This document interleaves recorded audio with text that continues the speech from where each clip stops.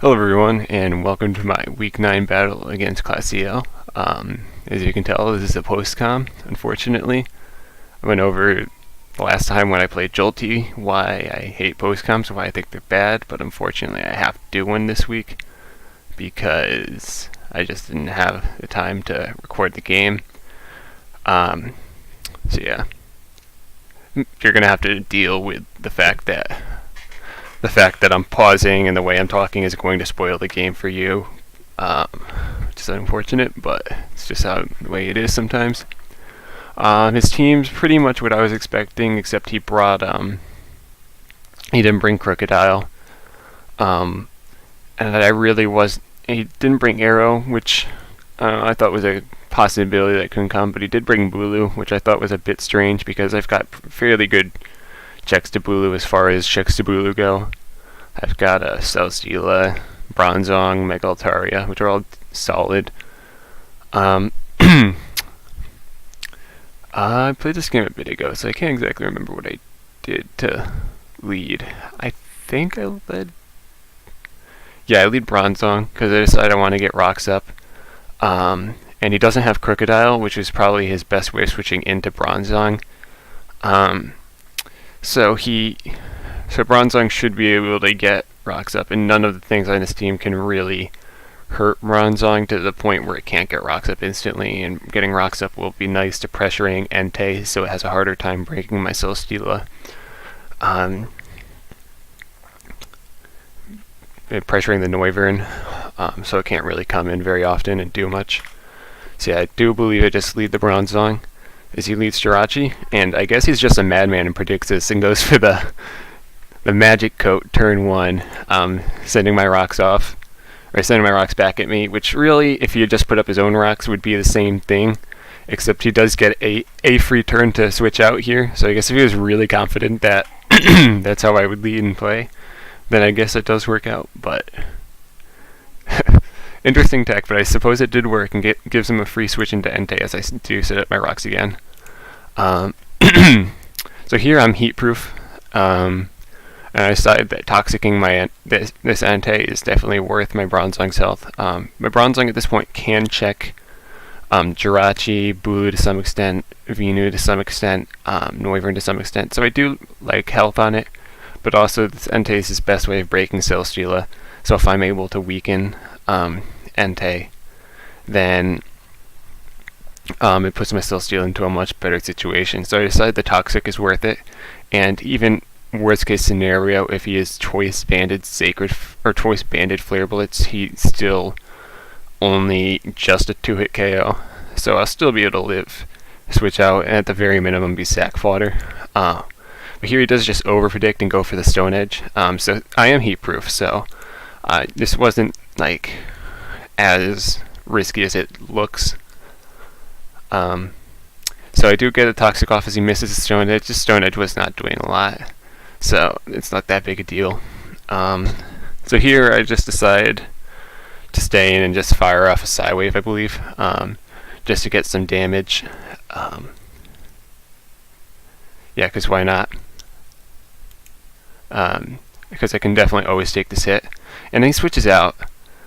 I wanted to get some information on what he was as well, but he switches out, so this leads me to believe that he's probably choiced, because I don't think it makes sense to switch out in that scenario if you're not choiced, because you can just click the fire move the next turn, and as this Milotic comes in, I calculate that Psywave damage, and that's either a more offensive Milotic or a very high roll in Psywave, which it very well could be a very high roll in Psywave, so I do keep that in mind, but it also could indicate that it's a not heavily HP invested Milotic.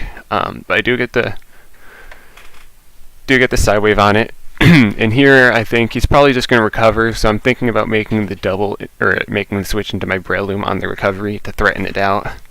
But eventually I decide that play is just not worth it, and I do gain a lot from toxicing the Milotic, and I think that's probably just the better play. And there's always the possibility that Milotic is faster than Breloom. So eventually, yeah, I just click Toxic, and he switches back into Entei, and I'm really not sure why he made that play, because he just lost half his health on Milotic and took rocks on his Entei to get back into the situation he was a few turns ago, so I'm not exactly sure why he made that play. As I just Toxic again, but still here I'm fine just staying in to take the fire move. I click Psywave again, and he clicks Sacred Fire, and it does 36, which is solid. Entei has a beefy special attack, or beefy HP stat, and I'm pretty sure I get a low Psywave roll, but I still stay at a decent amount of HP. And I get red carded out, which is more confusing because then it didn't even make sense for him to switch out and come back in because he was choice. So I'm not exactly sure why he made those plays, but I get red carded out. Fortunately, I get red carded out into my Lantern, which is probably after Altaria Mega, probably the best case I could have gotten, because I could have gotten my Mega off and then not my Mega off safely, and then not had to worry about rocks. But yeah, here I just go for the Volt Switch, because that either means I kill him, or at the very least he dies to Toxic thereafter, or I get the Momentum because he doesn't have a ground type. So Volt Switch is always my play. He Sacred Fires again, doesn't get the burn luckily, and only does 30. And I Volt Switch. And it doesn't kill him, but it means he dies to Toxic this turn. I was having a brain fart during the game. I thought that he had already taken Toxic damage, so I thought Entei was alive for one more turn after this. So I thought, okay, I can just bring in my Altaria and get my Mega Form off and just roost it off while he dies, and then I'm in a good scenario. If you know anything about Pokemon, you know that this Entei is just about to die the moment I click Resume from Toxic damage. But looking back on it, I really probably Celesteela was my play, but that does invite in the Noivern to Heat Wave something, which isn't ideal. So I don't think Altaria was even a terrible play, even if I hadn't made that misjudgment, because it does let in the Venusaur, but I can still roost on the Venusaur, and unless it's offensive, it's not going to kill me, and I can get my Mega off. Or at the very least, like, Sleep Flood or something. And it's probably one of my more expendable mines. So I don't think it's even a terrible play in retrospect, even though I didn't mean to make it. Yeah, he just dies of Toxic here. And then he brings in the Bulu. I was 1,000,000,000% expecting the Venusaur to come in, and I was thinking, okay, yeah, I'll just have to get my Mega off while roosting against a Venusaur, which isn't ideal, but I should live. But he brings in the Bulu, which I thought was pretty weird.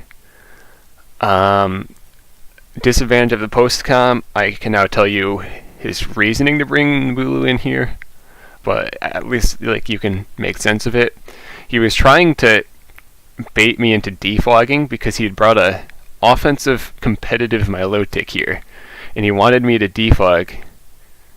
He wanted me to think that this was a good scenario to defog, and defog as he brings in Milotic, which I guess is fair enough. I do have defog, and I did think about clicking it, but I decided at this point rocks are more valuable for my team than it is for his, because he's the one with the defensive core I need to break down. Breaking down the defensive core is going to be much easier with rocks up. He's got a Noivern. Entei is gone, but still, I decided, especially now that I have able to get my Mega off on my Altaria, it's going to be much more advantageous for me to just keep the rocks up.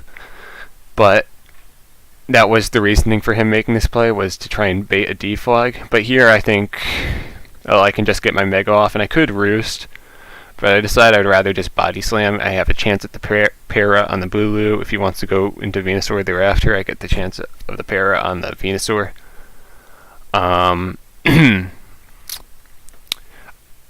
Yeah, and if he wants to SD in my face, then that also helps me out here. So yeah, I just go for the Body Slam, trying to fish repair, or at least get some decent damage off as he goes into Milotic and takes it and dies. So yeah, I guess he's just really confident in me making that play. So he goes into his Jirachi to scare me out here. So I think, well, I could go into my Lantern here, but that's going to take a solid amount of damage. I could go into my Celesteela, but Celesteela pretty much walls his team at this point, and I don't want to take unnecessary damage.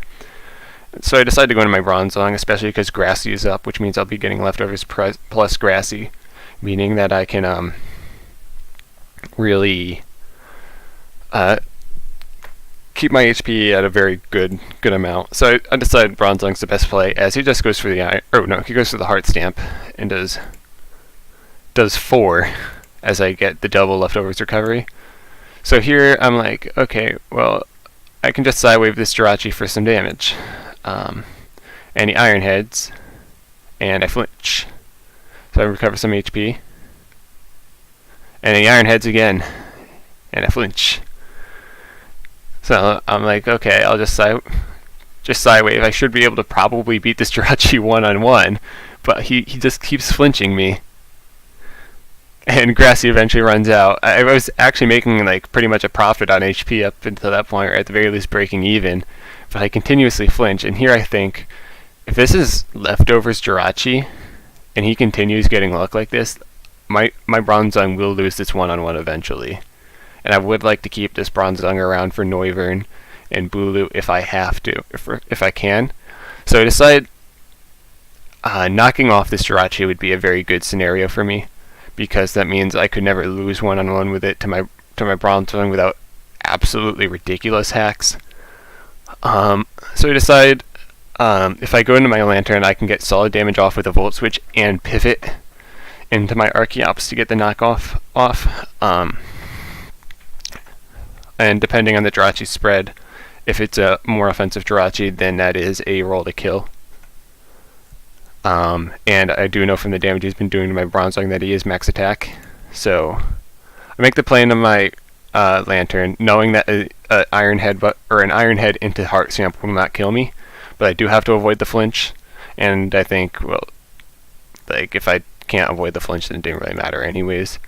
So it doesn't kill me, and I do get the Volt Switch off and get a solid amount of damage. So going into my Archeops here, a knockoff min roll is 65. I think it's like 65 to 78. I think that's right, something like that.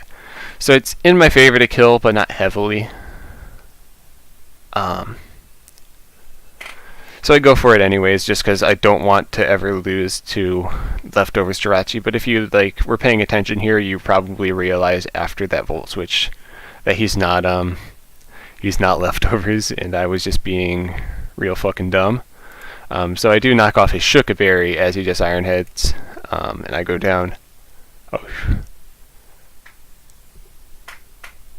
I was about to sneeze, but my body decided it wasn't having it. So Jirachi's left at 5%, which means he's dead to rocks. And I was content trading my Archeops for basically killing Jirachi.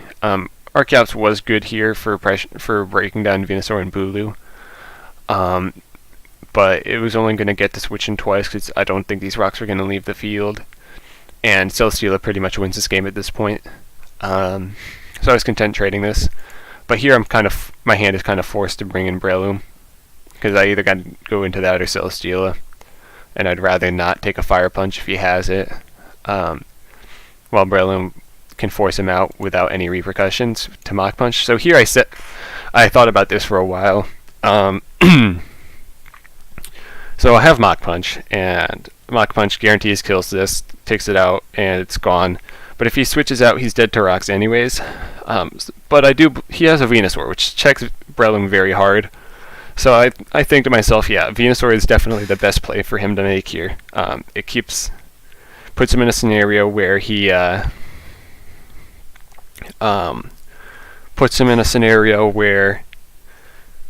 keep the Jirachi as a sack for the very minimum, and he can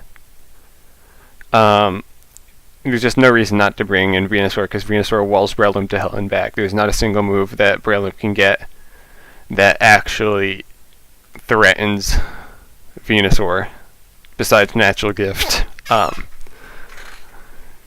So Venusaur is his best play, but I decide here that since he has been making a few questionable plays up until this point, I'm not 100% confident he's going to make the play into Venusaur. I very much wanted a Sword Stance on the Switch, but I decided it's not worth it, just because Mach Punching guarantees that the Jirachi dies here. It's just not worth it to go for that prediction on the Venusaur, or at the very least not worth it in the context of this game where I don't feel 100% confident that he's going to make that play. So I do make the click Mach Punch into Venusaur, and I do find that calculating against regular Venusaur that this is a max defense Venusaur, which I still kill with a natural gift at +2 had I Sword Stance there. But then at this point I look at the field and I think, well, Jirachi's dead to rocks. Bulu's probably faster than me, and my best thing to hit it with is natural gift. Venusaur I'm in front of right now, and Noivern I'm never going to do anything against. So then I'm like, probably should have just SD'd, but then I would have lost. I was risking losing my Breloom for absolutely no reason. But at this point, like, if you look, the only thing that it could possibly be useful for is Mach Punching a Noivern, and that's only doing 25. And Jirachi's dead. So I'm like, you know what, fuck it. Breloom really isn't going to do anything at this point. He's got all of his grasses alive, and everyone has the potential of being faster, although I know this Venusaur isn't faster from that Mach Punch calc. So I'm like, you know what, fuck it. I'll just Sword Stance in his face, and I feel like you probably go for a Leech Seed or something here, predicting Selly, because Selly's quite an obvious switch-in, or Hidden Power Fire if you have it. Sleep Powder, something like that to hit the Selly, because Selly is, or at the very least Bronzong, because they're both quite obvious switch-ins at this point. And he goes for Giga Drain, which I'm really confused about, because Giga Drain, like,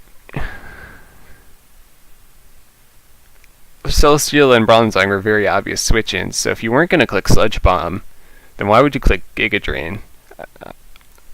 Not exactly sure about that play, or why he clicked it, but I'm okay with it. And I do 100% confirm that I am faster by Sword Stancing before him, so then I do unleash the Natural Gift and take him out, which is pretty cool. As he, I almost dropped my phone, brings in the Noivern thereafter. And at this point, since I'm at +2, I'll be doing 50-ish with my Mach Punch, and I have a chance to put him in range of rocks, which I'm perfectly content with trading my Breloom for, because it wasn't going to do anything else in this game at this point. I don't quite put him into rocks range and die to Draco, but Breloom has done its job, for sure. And I'm definitely content making that trade. So at this point, I bring out my Selly. If he hadn't used Draco, then I wouldn't have brought in Selly, because I could have gotten Fire Blasted or something. I also can't tell anything from this Noivern spread, because Draco killed no matter what at that point. But here, Air Slash is going to claim me a kill with Celesteela, especially because he is low on health. So I do just click Air Slash, and he sacks his Jirachi, which I guess indicates that he knew that he could keep it for sack fodder, so I guess I made the incorrect play before. So here he brings back out Noivern. So I think this only really makes sense if he has the fire move to really threaten me, and I'm thinking to myself that if he Fire Blasts, or like Specs Fire Blast I actually didn't calc Specs Fire Blast has a chance to kill me. It might. But at this point, I just decide it's really not worth it to risk my Celesteela, because it's definitely my best way to deal with the Tapu Bulu.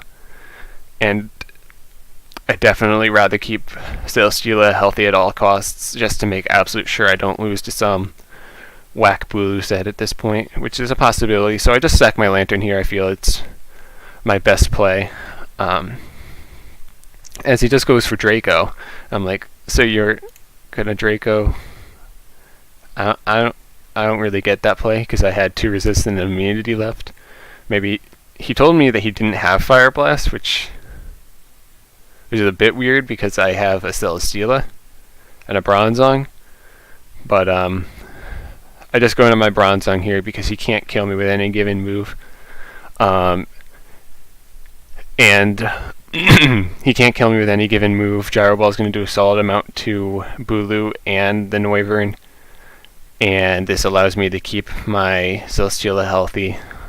As I do just Gyro Ball, and he Dracos again. It doesn't kill. It does do a solid amount, and I take it out. So then Bulu comes out, and here I think, well, if I go Sally on like a Nature's Madness and then into a Stone Edge crit or something, then I do have potential to lose this game. So I think just Gyro Balling is probably my best play, as he overpredicts and goes for Stone Edge, which wouldn't have killed, and I get a Gyro Ball off. And I hear at this point that I finally feel comfortable making the play into Celesteela, because he's in range of an Air Slash and keeping differential. So I was also slightly afraid of SD as I went into Sally into Stone Edge crit. Something like that I could definitely lose to. But I do feel confident making the play into Celesteela at this point to keep differential, as he just wood hammers into it, doing a solid amount but not enough. So long as I hit this Air Slash, I win the game then, 3-0, and I do. So yeah, that's my Week 9 game against Class CL. That moves me to 7-2, I believe. So I'm looking in a very good spot to make top 2, so long as I keep winning my games. And yeah, that's my battle. I'll see you next week.